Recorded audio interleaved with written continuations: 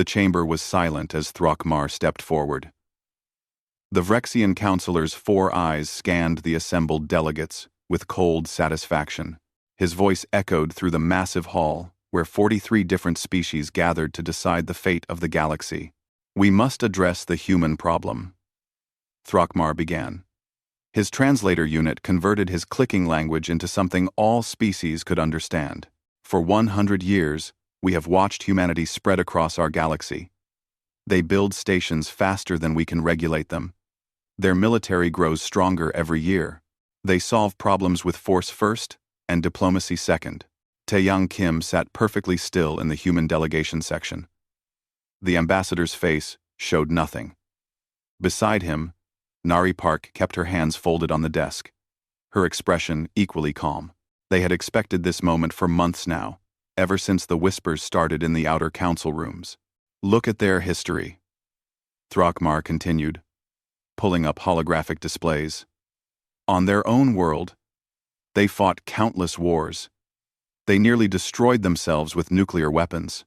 Even now, every human colony maintains a military force 3 times larger than similar colonies of other species. They are predators wearing the mask of civilized beings." Several counselors nodded. The Peltharian representative, Narration, leaned forward with interest.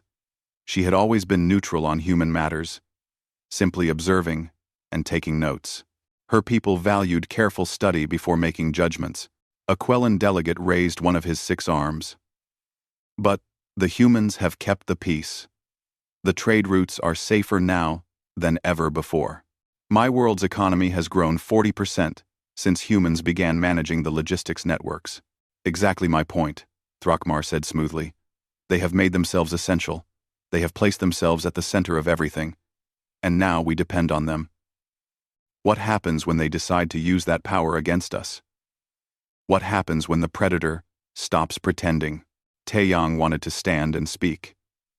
He wanted to list everything humanity had contributed. The medical breakthroughs that saved billions.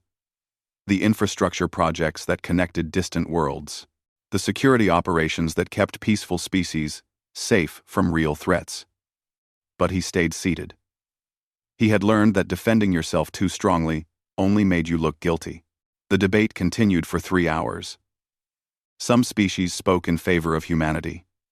They mentioned Dr. Jiho Choi, who was working day and night to cure the Velkaran plague. They talked about Captain Hyun Kang, whose freighter fleet delivered food to starving colonies without asking for extra payment. They praised engineer Minho Kwon, who had fixed the air systems on 17 different worlds. But fear was stronger than gratitude. Throckmar had done his work well. He had spent years planting seeds of doubt, spreading stories, making connections between unrelated events to paint humans as a growing threat. And behind it all, though he never mentioned it, were the Vrexian corporations who were losing money to more efficient human companies. Finally, the vote was called. Each species leader pressed a button. Green for accepting the human restrictions, red for rejecting them. The massive display board lit up with colors: green, green, red, green, green, red, green. Nari's hand tightened slightly on her tablet. Taeyang's breathing remained steady. They watched the colors appear one by one. When the last vote registered, the board showed the final count. 31 green, 12 red. The motion passed. Humanity would face severe restrictions on expansion, heavy economic sanctions, and reduced participation in council projects. The chamber erupted in noise. Some species celebrated. Others sat in shocked silence. A few delegates from species that had voted red looked genuinely upset. Throckmar turned to face the human delegation with what might have been a smile on his alien features. "Ambassador Kim, do you wish to respond to the council's decision?" Every eye in the chamber fixed on Taeyang. This was the moment they expected the humans to show their true nature. Would he threaten them? Would he rage against the injustice? Would he prove Throckmar right about human aggression? Taeyang stood slowly. His movements were precise and controlled. He straightened his jacket and looked around the chamber, making eye contact with several counselors. Then, he spoke in a clear, calm voice. The human delegation respects the Council's decision. We will comply immediately with all restrictions and sanctions. Humanity values the rule of law and the democratic process. If this is what the Council has decided, then this is what will happen. He paused, letting his words sink in. Several counselors shifted uncomfortably. This was not the reaction they had expected. We thank those species who spoke in our defense. We understand the concerns of those who voted against us. We harbor no anger and will make no protests. The Council has spoken clearly. We hear you. Nari stood as well, gathering their documents and data tablets. Taeyang picked up his briefcase. We will begin the withdrawal process tomorrow morning. All human personnel will be notified. All contracts will be reviewed for early termination clauses. All projects will be transferred to other species or suspended. We will do this quietly and efficiently, as is the human way. He gave a small, polite bow to the assembled council. Thank you for 100 years of cooperation. We wish you all peace and prosperity. Then Taeyang and Nari simply walked out. Their footsteps echoed in the suddenly silent chamber. They did not slam the door. They did not make dramatic gestures. They just left. The silence lasted for nearly a minute after the humans departed. Myra Shan was the first to speak. Her voice thoughtful. That was not what I expected. They are planning something, Throckmar said quickly. This compliance is just an act. You will see their true nature soon enough. But even as he said it, some of the counselors looked doubtful. They had just witnessed something that did not match the picture Throckmar had painted. They had seen discipline, not aggression. They had seen acceptance, not threats. They had seen quiet dignity in the face of what many species would consider a grave insult. In the human section, the seats sat empty. 2 glasses of water remained on the desk, still full. A few papers had been left behind by accident, small details of human efficiency in organizing galactic logistics. Already, the humans were gone, and in that moment, though none of them realized it yet, everything began to change.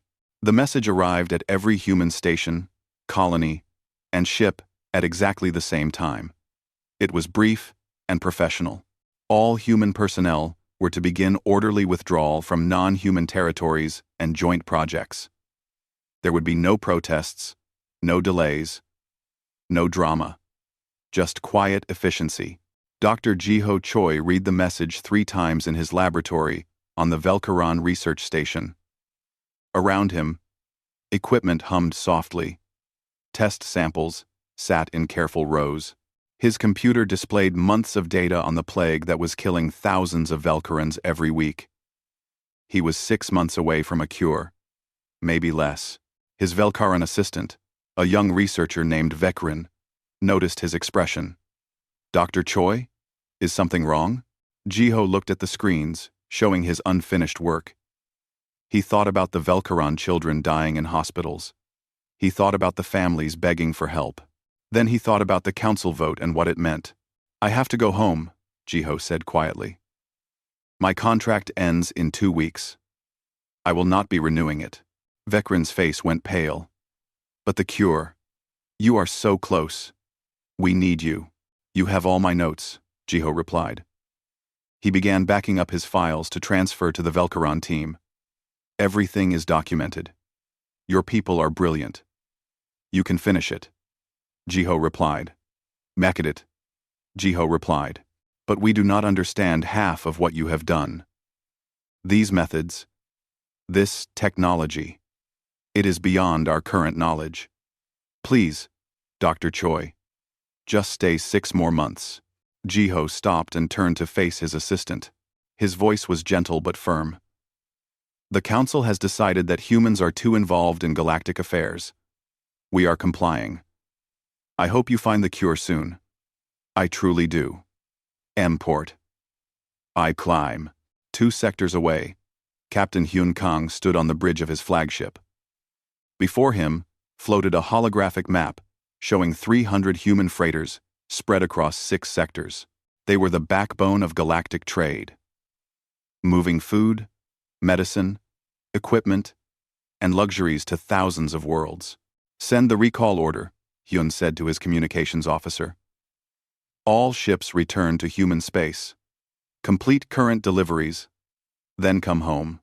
His second officer looked concerned. "Sir, we have contracts. Some of these routes are vital to colony survival." "Check every contract for the early termination clause," Hyun replied. "We included them in every agreement precisely for situations like this. We will honor our legal obligations to the letter. Nothing more. Nothing more. Nothing more." Within hours, the Quellan trade minister was on the communication channel, his translator barely keeping up with his panicked speech. "Captain Kang, please, you cannot do this. Our entire economy runs on your shipping network. Our colonies depend on your deliveries." Rightening. Hyun's face remained neutral. "Minister, we are simply complying with the Council's decision. They have determined that humanity is too integrated into galactic society. We are becoming less integrated, but people will starve. Medical supplies will not reach distant colonies. Our economy will collapse. Perhaps other species can fill the gap," Hyun suggested calmly. "The Vrexians have shipping companies. I am sure they would be happy to help." The minister's face twisted with desperation. "The Vrexian ships are slow and expensive. They cannot handle the volume. Please, Captain, I am begging you. I am sorry, Minister. The decision has been made. We are too dangerous to be so deeply involved in your affairs. Surely the Council knows what is best." Hyun ended the call before the minister could respond. On 17 different worlds, engineer Minho Kwan's assistants received similar news. Minho had spent 15 years building and maintaining atmospheric processors, water purification systems, and power networks across multiple species territories. He had trained local engineers, but the systems he built were advanced, very advanced. Minho sat down with his team leaders on each world. He handed them thick documentation folders. "This contains everything about the systems I have built. Maintenance schedules, repair procedures, emergency protocols. Study it carefully." One Peltharian engineer flipped through the documents, his confusion growing. "Minho, I do not understand even the basic principles here. This technology is decades ahead of what we learn in school. Who will maintain these systems when you leave?" "You will," Minho said simply. "The documentation is complete. You will learn. But what if something goes wrong? What if there is an emergency? 4. What if something goes wrong? 4? Minho was quiet for a moment. He thought about his daughter's school play that he had missed last year because of an emergency call from this very world. He thought about the birthdays, anniversaries, and family dinners he had sacrificed to keep these systems running. "Then you will figure it out," he said finally. "I have faith in your abilities. The Council has made it clear that humans should not be so essential to galactic infrastructure. This is your chance to prove you do not need us." All across the galaxy, similar scenes played out. Human teachers left classrooms. Human doctors finished their shifts and did not return. Human security officers at spaceports submitted resignations. Human technicians at communication relays packed their tools. There were no angry speeches. No vindictive sabotage. No dramatic exits. The humans simply left. Quietly and professionally. Exactly as they had worked. Bora Han, administrator of a mixed colony on the world of Talvek Prime, held a final meeting with the Colony Council. "I have arranged for the transfer of all administrative duties. The housing records, resource allocation systems, and conflict resolution protocols are all documented," a Talvik counselor spoke up. "But you built these systems. You created the harmony between 5 different species living together. How can we maintain this without you?" "You will learn," Bora said, echoing words being spoken by humans across the galaxy. You are all intelligent beings. You will adapt. But there will be problems, conflicts, misunderstandings between species. Bora smiled sadly. Then you will solve them. That is what civilized beings do. The Council believes you do not need humans to hold your hands anymore. Perhaps they are right. We have, as in tester, and complete. Within 3 months, the withdrawal was nearly complete. Human presence, in non-human space, dropped by 70%. The remaining 30% were private citizens who chose to stay. But even they began to reconsider as the economic sanctions made life difficult. The Council watched this happen with growing unease. They had expected protests, legal challenges, maybe even threats. Instead, they got perfect compliance. The humans were leaving exactly as they said they would, quietly and efficiently. Narration compiled reports from across the galaxy. Trade efficiency down 12%. Medical research projects stalled or abandoned. Security response times increasing. Infrastructure maintenance falling behind schedule. Small problems so far, but growing. She presented her findings to a council subcommittee. We should monitor this situation carefully. The humans were more involved in daily operations than we realized. So, some things are calm. About the goodbye the Monova, Throckmar dismissed her concerns. Temporary adjustments. Other species will fill these roles. The galaxy does not need humans to function, but in the back of his mind, even Throckmar was beginning to wonder. The silence from humanity was somehow more unsettling than anger would have been. They had simply accepted the Council's judgment and left. No threats of revenge, no promises of consequences, just quiet departure. And in that silence, something in the galaxy began to break. The Quellan economy collapsed first. It happened slowly at first, then all at once. The shipping routes that Captain Hunkong's fleet had maintained for decades were now serviced by a patchwork of different companies. Vrexian ships were expensive and unreliable.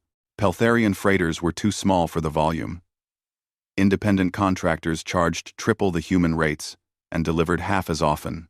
Chancellor Vexthor stood before his planetary council, trying to explain why shelves were empty and factories were closing.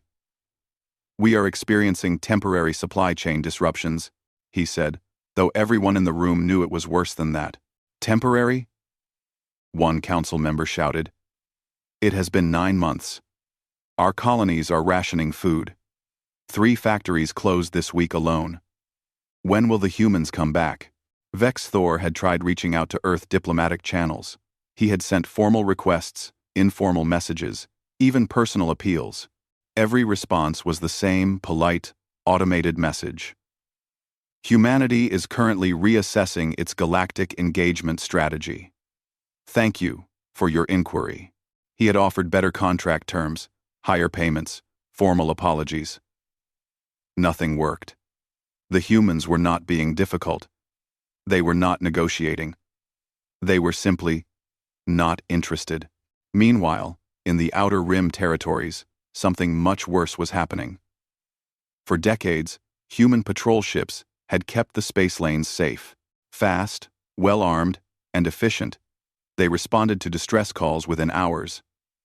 Pirates and raiders had learned to avoid areas where humans operated.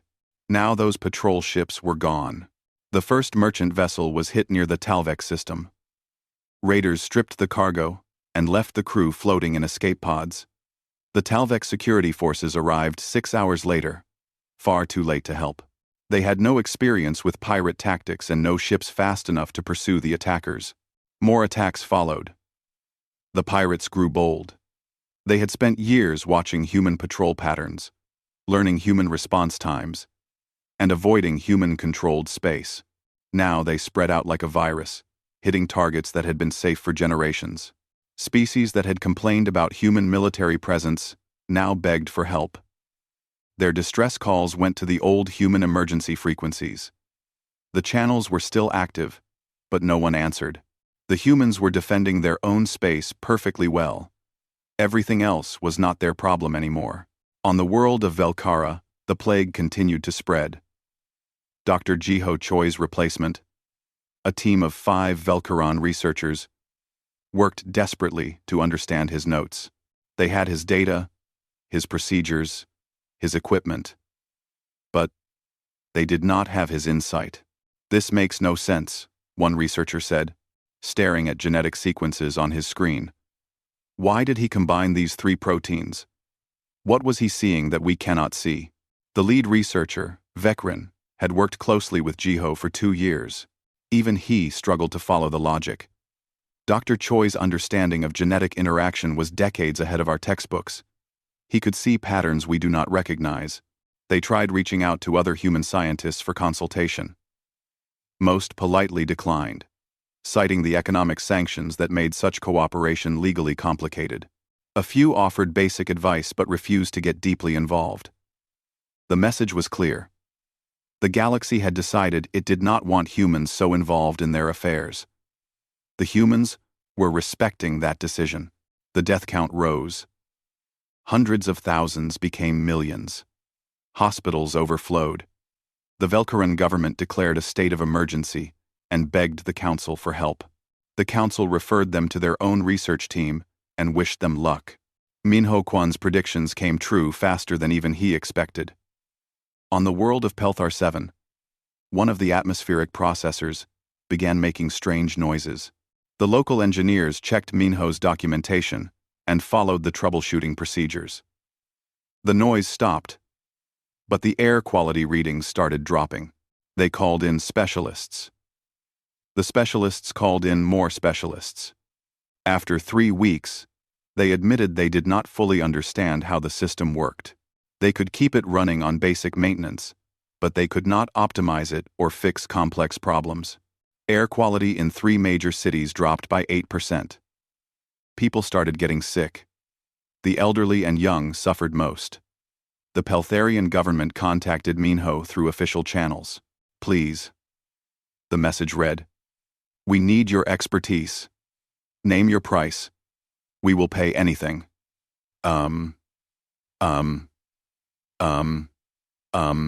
Minho's response was brief. "I am currently committed to projects in human space. Perhaps your engineers can solve the problem. They are very capable. I'm Link 4. Aldine Progling. But they were not capable enough. Not for this." The systems Minho had built were masterworks of efficiency, decades ahead of standard technology. He had built them that way to save money and resources, to give these worlds the best possible infrastructure. Now that generosity was their curse. Myra Shan's reports grew darker each month. She presented them to the full council, her voice steady but grave. "We are facing cascading failures across multiple sectors. Trade efficiency is down 41%. Pirate attacks have increased by 400%. Medical research projects are stalled. Infrastructure maintenance is failing on 17 worlds." She pulled up charts and graphs. The data was undeniable.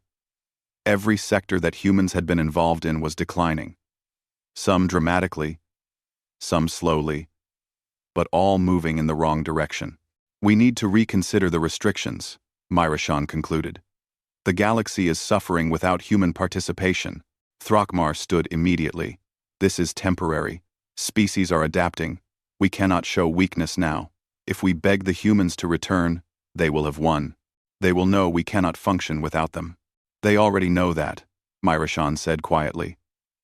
"I think they always knew.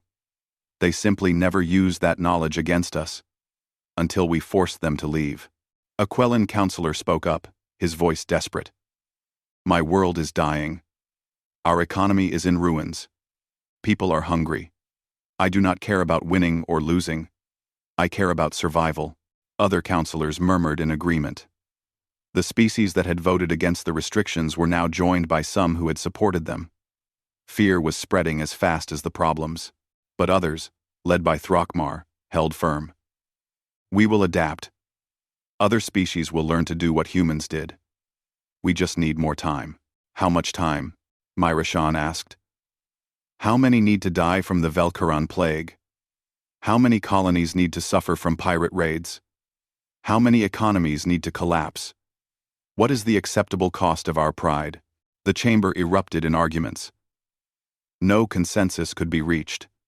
The council was fracturing, split between those who admitted the mistake and those who refused to acknowledge it. And then the real crisis hit. Reports came flooding in from the outer territories. Dozens of worlds were under attack. Not pirates this time. Something much worse. The Crethean swarm had returned. For centuries, the Cretheans had been quiet, staying beyond the galactic rim. They were aggressive and powerful, but they had never posed a real threat. The galaxy's combined military forces, coordinated by human strategic planning, had always been enough to deter them. Now, sensing weakness, the Cretheans invaded. 3 major trade worlds fell in the first week. Their insectoid warriors were ruthless and efficient. They did not negotiate. They simply took what they wanted. The council called an emergency military session. They tried to coordinate a response. It was chaos. Different species had different military doctrines. Communication systems were incompatible. Command structures clashed. No one had experience leading multi-species military operations. The humans had always done that job. Admiral Jisoo Park sat in human military headquarters, watching the disaster unfold through long-range scanners. Her fleet was the most powerful military force in the galaxy. Her officers were trained and ready. They could stop the Crethean invasion in days, but her orders from Earth were crystal clear. She watched as brave soldiers from dozens of species died because of poor coordination. She watched colonies burn because response times were too slow. She watched the galaxy bleed, and she did nothing, because the galaxy had made its choice. The Crethean swarm moved like a dark wave across the outer territories. Their ships were organic constructs, grown rather than built, and they moved with unsettling coordination. Each vessel contained thousands of warrior drones controlled by a single queen mind. They had been watching the galaxy for years, waiting for the right moment to strike. That moment was now. Admiral Jisoo Park reviewed the tactical reports with growing frustration. The Cretheans were using simple strategies, nothing sophisticated. Any competent military commander could counter them. But the Council's combined forces were not competent. They were a mess of confused orders and conflicting tactics. Admiral, the Peltharian Third Fleet just broke formation, her tactical officer reported. They are trying to flank the enemy, but the Quellan ships did not receive the order. The Peltharian ships are now exposed. Jisoo watched on her screens as Crethean fighters swarmed the isolated Peltharian vessels. 3 ships exploded in bright flashes. Escape pods scattered like seeds on the wind. Some would be recovered. Many would not. "Should we assist, Admiral?" her second-in-command asked quietly. Jisoo was silent for a long moment. Every instinct she had screamed at her to help. She had trained her entire life to protect people. To stand by and watch them die went against everything she believed in. But she had her orders. "No," she said finally. "Maintain defensive positions around human space. Nothing more." "No." Her officers looked uncomfortable, but they obeyed. They were professional soldiers. They understood duty, even when duty hurt. 5 more worlds fell in the second week. The Cretheans were not just attacking military targets. They were hitting farms, factories, and civilian populations. They needed resources to fuel their expansion, and they took everything they could. The council emergency sessions became daily events. Exhausted counselors argued over strategy while their worlds burned. Without human coordination, every decision took hours of debate. By the time they agreed on a plan, the situation had changed. Throckmar looked older than he had 3 months ago. His world, Vrexia, was in the path of the Crethean advance. The corporate profits that had motivated his anti-human campaign meant nothing now. His people were evacuating major cities, fleeing before the swarm. "We need help," he said quietly during one session. "My people are dying." Narration had been compiling data night and day. She now stood before the council with the complete picture. Her presentation was devastating. Humans were responsible for 68% of all galactic logistics, she began. Charts appeared on the main display. Without them, our trade networks have collapsed. Food does not reach colonies on time. Medical supplies sit in warehouses because no one can coordinate distribution, she continued, her voice growing harder. Humans managed 71% of emergency response across the galaxy. When disasters struck, human ships arrived first. Human doctors provided immediate care. Human engineers fixed critical systems. Now, response times have tripled. Help arrives too late, or not at all. More charts appeared. Each one told the same story of decline and failure. Humans provided 84% of deep space security. Their patrols kept the trade lanes safe. Their rapid response teams dealt with pirates before situations escalated. We complained about their military presence. Now we see what happens without it. Several counselors shifted uncomfortably in their seats. They were seeing the truth, laid out in undeniable numbers. But this is the most important number, Narration said. 91% of all advanced research projects in the galaxy were either led by humans or had significant human contribution. Medical breakthroughs, agricultural innovations, infrastructure, technology, energy systems, communications. Nearly everything that improved our lives over the past century came from human knowledge and human work. She let that sink in before continuing. We did not remove a dangerous species from power. We amputated our own limbs, and only now realize we cannot walk. The humans were not controlling us. They were holding us up, and they did it so quietly, so efficiently, that we never noticed until they stopped.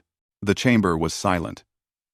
Even the translators seemed to pause, as if the machines themselves needed a moment to process the magnitude of their mistake. We need to bring them back, a Quellan counselor said. Send a delegation to Earth. Offer apologies. Cancel the restrictions. Throckmar finally spoke, his voice heavy with defeat. I must confess something to this council. My world's corporations lobbied me to push for human restrictions. Human efficiency was cutting into our profits. We could not compete with their logistics networks, their technology, their services. I convinced myself I was protecting the galaxy from a dangerous species. But truly, I was protecting Vrexian corporate interests. He looked around the chamber. I told myself I was doing the right thing. I believed my own lies. I painted humans as aggressive predators because it served my purposes. And many of you believed me because you had your own reasons to fear or resent human success. Other counselors began making similar admissions. The Velcaron representative confessed that her government wanted sole credit for the plague cure. The Talvek delegate admitted his people resented how easily humans solved problems that had troubled them for generations. Pride, envy, and greed had all played their parts. We made our decision based on fear and self-interest, Narration concluded. We dressed up our motives as concern for galactic safety. We convinced ourselves we were doing something noble. We were wrong. The vote to rescind all restrictions passed unanimously. The vote to formally apologize to humanity passed with the same result. The vote to offer humanity enhanced council representation and privileges passed without a single objection. Now we send a delegation to Earth, the council leader announced. Our best diplomats. Our most sincere apologies. We will ask the humans to return and help us in our time of crisis. Narration was chosen to lead the delegation, along with 70 other counselors representing every major species. Throckmar insisted on joining them, wanting to personally apologize for his role in the disaster. The journey to Earth took 3 days. During that time, 2 more worlds fell to the Crethians. The plague on Velcara killed another 100,000. The Quellan economy contracted further. Infrastructure failures caused 6 major accidents across different worlds. The delegation arrived at Earth to find it peaceful and prosperous. Human space had not suffered at all. Their economy was strong. Their people were safe. Their worlds functioned perfectly. They had simply pulled back and secured their own territory, leaving the rest of the galaxy to fend for itself. Taeyang Kim met the delegation in the same conference room where he had received his orders a year earlier. He looked exactly as he had then, calm and professional. Nari Park sat beside him, taking notes. Narration spoke first. Ambassador Kim, we come with formal apologies from the Galactic Council. We were wrong. We made a terrible mistake.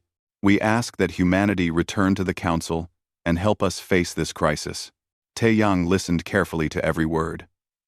When Narration finished, he was quiet for a moment, considering his response. Thank you for coming all this way, he said finally. I appreciate the apology, but I need to understand something. What has changed? Not in the galaxy, but in how you see humanity. Because we have not changed. We are the same people we were a year ago. Throckmar spoke up, his voice filled with regret. We see now what you truly were. Not predators in civilized clothing, but the ones holding everything together. We were blind. Taeyang nodded slowly. Yes, you were blind. And now you can see. But only because you are suffering. That concerns me. The conference room was comfortable, but not luxurious. Earth had prepared it for serious diplomacy, not for showing off. Taeyang sat across from 70 representatives of the species that had voted to restrict humanity. Behind him sat a committee of humans, including Dr. Jiho Choi, Captain Hyun Kang, Engineer Minho Kwon, and Admiral Jisoo Park. Narration continued her appeal. We understand that we hurt you. We understand that we took your contributions for granted. We are asking for a chance to make things right. Please, return to the Council. Help us stop the Crethians. Help us rebuild what we have broken. Taeyang leaned back in his chair. For a century, we worked alongside all of you. We protected your trade routes. We healed your sick. We built your infrastructure. We asked for nothing except fair treatment in return. We were happy to help. We took pride in our work. He paused, his expression neutral. Then you voted that we were too dangerous, too aggressive, too untrustworthy to be so involved in galactic affairs. Perhaps you were right. Perhaps we were too involved. We were wrong, Throckmar said urgently. I was wrong. I led the campaign against you, and it was based on lies and greed. I take full responsibility. I appreciate your honesty, Taeyang replied. But the problem is not just you. 43 species sit on the Council. 31 of them voted to restrict us. Each had their reasons, some honest, some not. But the result was the same. The galaxy decided it did not want us so deeply integrated into its affairs. A Quellan counselor spoke up. Ambassador Kim, people are dying. Our worlds are suffering. You have the power to help. Do you not have a moral obligation to save lives? Before Taeyang could respond, Minho Kwon stood up. The engineer had been silent until now, but the question had clearly struck a nerve. A moral obligation? Minho's voice was quiet, but intense. For 17 years, I maintained life support systems on 17 different worlds. I worked 70-hour weeks. I missed my daughter growing up. I missed birthdays and holidays. I took pride in keeping billions of people safe and comfortable. He walked forward, standing beside Taeyang. I requested a modest increase in funding for safety upgrades, just enough to make the systems more reliable. I was told that humans were taking too many galactic resources, that we were too expensive, that local engineers could handle it. Minho looked directly at the Peltharian representatives. I submitted my resignation with 2 weeks' notice. No one even replied to acknowledge it. I sent 3 follow-up messages asking for confirmation. Nothing. You did not care about me when the systems worked perfectly. Where was the moral obligation then? The Peltharian counselor looked down, unable to meet Minho's eyes. Dr. Jiho Choi stood next, His voice was sadder than angry. The Velkaron Council refused to share credit for the plague cure research. They insisted it be published as a Velkaron achievement, even though I was leading the project. I agreed because saving lives mattered more than recognition. He shook his head slowly. Then you voted to limit human research access. You decided we were too involved in your medical programs. I was told to transfer my work to Velkaron researchers and leave. So I did. I gave them everything I had. All my notes, all my procedures, all my equipment. I hoped they would finish the cure. I truly did. Jiho looked at the Velkaron representative. Now you tell me I have a moral obligation to return and finish the work? Where was your moral obligation when you erased my contributions and pushed me out? Captain Hyun Kong was next. My fleet moved goods for 70 years. 3 generations of my family spent their lives making sure colonies received food and medicine on time. We charged fair rates, far less than we could have demanded. We were proud to serve. He crossed his arms. The Quellan trade minister once told me that human shipping was driving down prices too much, that local companies could not compete. I suggested we could help those companies improve their efficiency. He said that would just make humans more essential, that the galaxy needed to be less dependent on us. Hyun's expression hardened. So we left. We became less essential. Exactly as requested. Now those same local companies cannot handle the volume. And people are hungry. That is not our revenge. That is just the natural consequence of your decision. The delegates looked increasingly uncomfortable. They had come expecting to negotiate with politicians. Instead, they were facing the actual people they had dismissed and forgotten. Admiral Jisoo Park stood last. Her voice was the most controlled, the most military. I have watched thousands die in the past month. Deaths that could have been prevented. With proper military coordination, my fleet sits here, ready and able to help. She looked at each delegate in turn. Not because we are punishing you. Not because we are cruel. But because you made a choice. You decided you did not trust us. You decided you did not need us. You decided you did not want us. We are respecting that decision. Jisoo's voice softened slightly.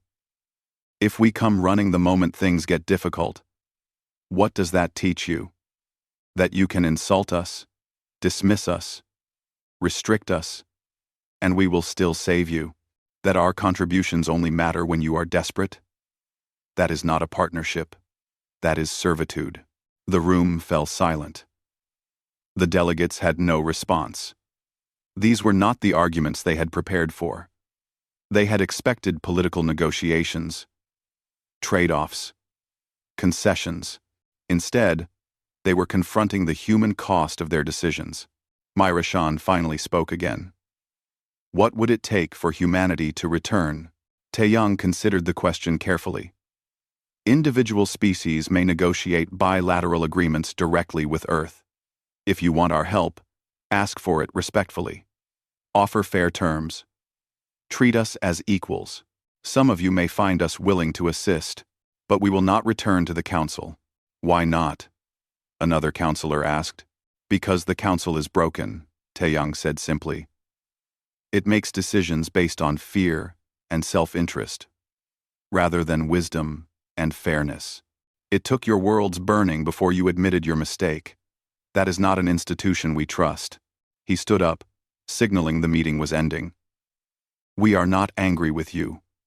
We are disappointed. There is a difference. Anger fades. Disappointment remains. Nari handed out documents to each delegate. These are the terms under which individual Earth nations and corporations may negotiate separate agreements with your species. Some are already negotiating. The Peltharian government has asked for Minho's help with their atmospheric systems. We are considering their request. We are requiring separate agreements with each species because the council voted as individuals, Taeyang explained. Some of you voted against the restrictions. Some of you tried to defend us. Some of you led the campaign to remove us. We will remember who did what. The meeting ended shortly after. The delegates returned to their ships, most in silence. They had come hoping to restore the old order. Instead, they learned the old order was gone forever. In the following months, most species negotiated individual agreements with Earth. The terms were fair, but not generous. Humans would help, but the galaxy would pay proper prices and show proper respect. The days of humans quietly doing essential work while being taken for granted were over. The Peltharian government agreed to Minho's terms. He returned to fix their atmospheric systems, but trained a full team of local engineers and was paid extremely well. He was home for dinner with his daughter every night. Dr. Jiho Choi agreed to consult on the Velkaran plague cure, but insisted on full credit for his work. The cure was published 6 months later, under both human and Velkaran names. Millions of lives were saved. Captain Hyun Kang's fleet resumed limited service to some colonies, but at market rates. The Quellans paid triple what they used to, and considered themselves lucky. Their economy slowly recovered. Admiral Jisoo Park's fleet helped coordinate the defense against the Creathians, but only for species that signed mutual defense treaties with Earth. The terms included joint military training and shared command structures. The Creathians were pushed back within a year, but many species were too proud to ask for help on Earth's terms. They struggled on alone, and their people suffered for their pride. The Galactic Council still existed, but with greatly reduced power. It had lost its legitimacy. More and more issues were handled through direct bilateral agreements rather than council decisions. The grand vision of united species working together had fractured into a network of individual relationships. 5 years after the vote, Taeyang and Nari stood on Earth, looking up at the stars. The galaxy had changed. It was smaller now, more divided. Humanity was respected, but also more isolated. "Do you think we will ever return to the council?" Nari asked. Taeyang was quiet for a long moment. "Perhaps, when they understand that cooperation is a privilege, not a right. When they realize that the quiet ones holding everything together deserve respect, not restriction. That might take a generation. Maybe 2. 5. That is a long time." "Yes," Taeyang agreed. "But some lessons take time to learn. The galaxy needs to understand what it lost. Not what we did for them, but why we did it. We helped because we wanted to, not because we had to. When they took our goodwill for granted, they lost something precious." Nari nodded. "Do you think they understand that now?" "Some do," Taeyang said. "The ones who came to us with humility and respect. The ones who admitted their mistakes honestly. Those species are becoming our true partners. The others will learn eventually, or they will not. Either way, it is their choice." In the council chamber, now half empty as multiple species had withdrawn or collapsed, Myra Shan gave what would be her final report as counselor. She had decided to retire, exhausted by years of watching preventable disasters unfold. "We spent 3,000 years building a galactic civilization," she said to the remaining delegates. "We prided ourselves on our cooperation, our peace, our shared prosperity. It took us less than 2 years to learn it was only standing because one species was holding it up." She looked around at the empty seats, the absent counselors, the diminished assembly. "We called humans dangerous. We called them aggressive. We called them a threat. They responded by leaving quietly. They did not destroy us. They did not attack us. They simply stopped helping us. And that silence was enough to break us." Myra Shan gathered her papers, preparing to leave this chamber for the last time. Perhaps that should have been our first warning about who was truly civilized.